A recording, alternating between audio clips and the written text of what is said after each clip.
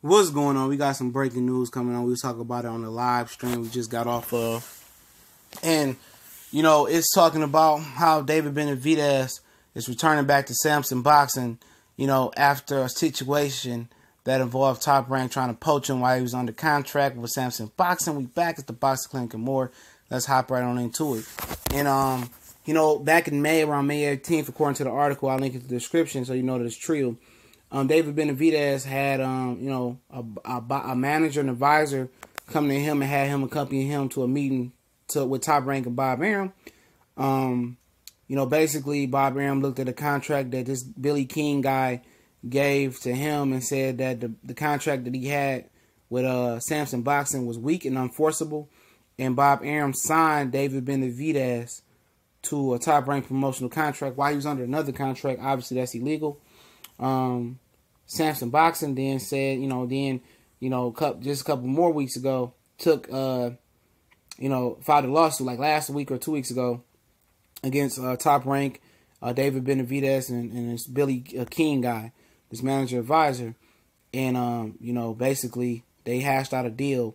And what's really, really telling in this deal is the amount of money that Bob Arum gave David Benavidez and who helped give it back to him. Now listen to this. It says that, I'm paraphrasing here. It says that David Benavidez and advisor Al Heyman returned $250K back to Bob Arum, and he returns back to Sampson Boxing. So obviously Al Heyman was going to continue to advise David Benavidez, and people said, why can't Al Heyman advise David Benavidez while he's on the Top Rank? Because historically that didn't happen. I always said that, like, Al and Bob didn't work together, but this just shows you again how Bob Arum is Al Heyman is a shrewd businessman, and he does what's best for his fighter. He still was going to advise David Benavidez. Bob Arum gave him $250,000, and it says that David Benavidez and manager Al Heyman returned the money. He returned to Sampson Boxing. So basically, also, Bob Arum tried to make a co-promotional deal with Sampson Boxing to co-promote David Benavidez, and Sampson Boxing wasn't going for it. Now, Sampson Lewinsky, hopefully I said his name right, he promoted, I believe, Sergio Martinez and a few other guys, you know what I'm saying, and allegedly David Benavidez read up with him November 17th. Now, David Benavidez was scheduled to come back versus Matt Korobov on the July 28th card that was just announced between Rob Risha Jr. and Mikey Garcia in the unification lightweight belt. He was going to be a co-feature in L.A. at the Staples Center, but obviously with this legal shit went down, he had to get off the card. And now that they fixed that up, he may still fight his mandatory in Anthony Durrell July 28th. And it's rumors, I heard Town Hall Business JS say that he might fight Caleb Plant. I doubt that. I think he's gonna fight Anthony Durrell, but Anthony Durrell did pull out fighting David Benavidez last year with an injury, and it was kind of fishy to me as well. But that just shows you, and then look here, excuse me, before I get to that point, I'm sorry. According to Sampson Boxing, this is a big misunderstanding. Billy King kind of misled everybody in this situation. I'm glad that David Benavidez back home, and how do you trust a guy like that? Let's keep it real. How do you mend the fence with a guy that took $250,000? He knew he signed a contract. Ain't nobody signed a contract but David Benavidez. He knew he had a contract with Sampson Boxing. Bob Arum and Top Rank was going to try to co-promote when they couldn't really bully Sampson Boxing out of his contract and really pay him off. He wasn't going nowhere. When he filed the lawsuit, Bob Arum knew he had to get up out of there and say he had to give his fighter back because he didn't want no shit going in the court of law, because he would have to pay Sampson all of Sampson's legal fees plus his legal fees and some money for damages and shit like that. So Bob Arum was a very frugal, cheap dude. He not coming out of his pocket for no fighter, and he returned David Benavidez as soon as possible. As soon as possible. And don't forget, I'll link this article in the description so you know I'm not playing. He just tried to steal Arthur Beterbiev while Arthur Beterbiev was under contract, the light heavyweight IBF champion. He tried to steal him under contract. Then remember, you got Ishe Smith. Remember old Buck Dancer Ishe Smith? That's what the money team that was crying about, how he never made retirement money.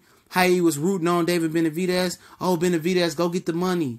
I'm pretty sure Bob Arum, a smart guy, he wouldn't try to sign nobody that's under contract. Get your money, Benavidez. These promoters ain't loyal. They told us to go get a job because Floyd told his fighters to go get a job because they probably wasn't making that much money at the time.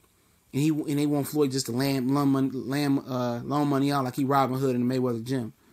If you ain't got the skills to pay the bills, obviously you ain't gonna pay the bills, you know.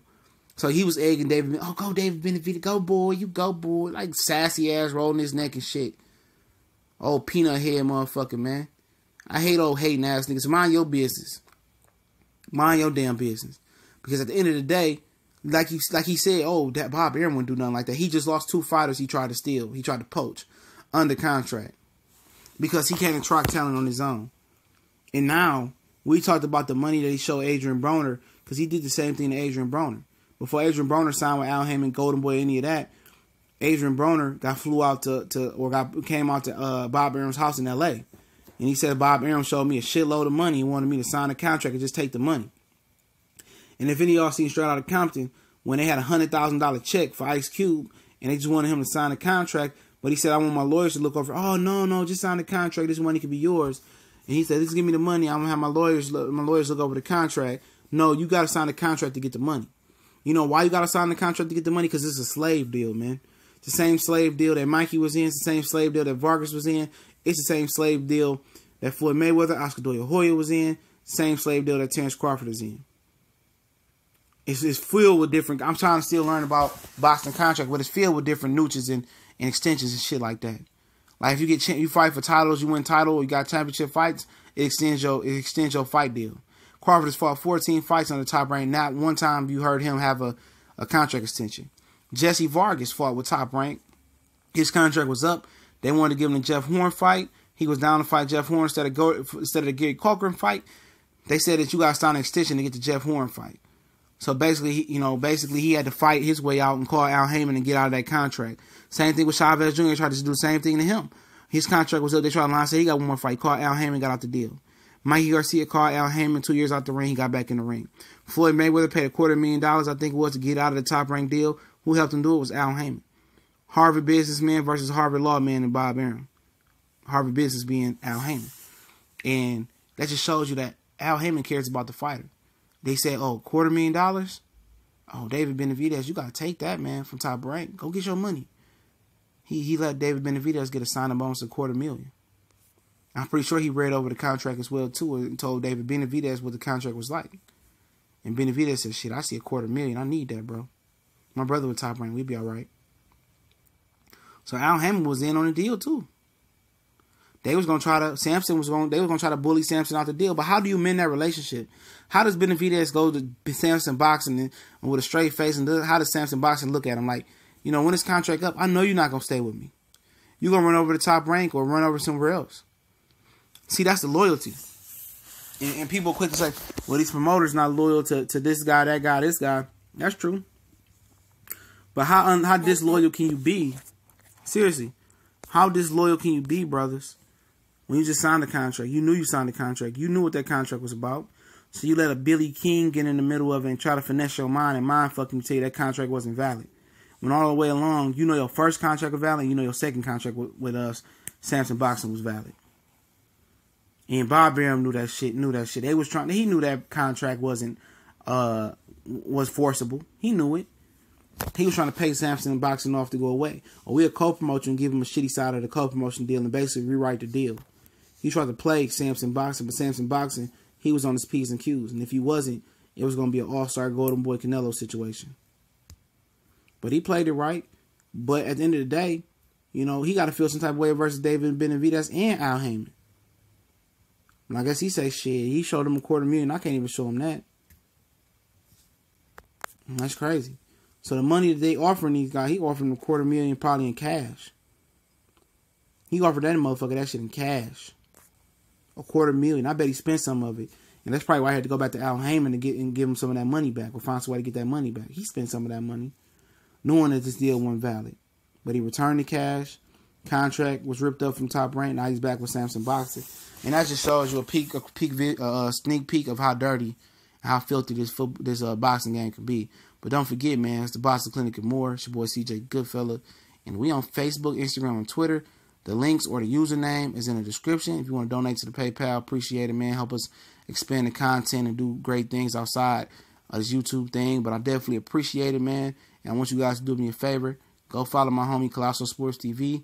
Go follow my man's the Cali Enigma Boxing Network. and go do me them 2 favors. I appreciate it. And matter of fact, go shout out to my brother, the Bottom Line, SW Sandy Walden.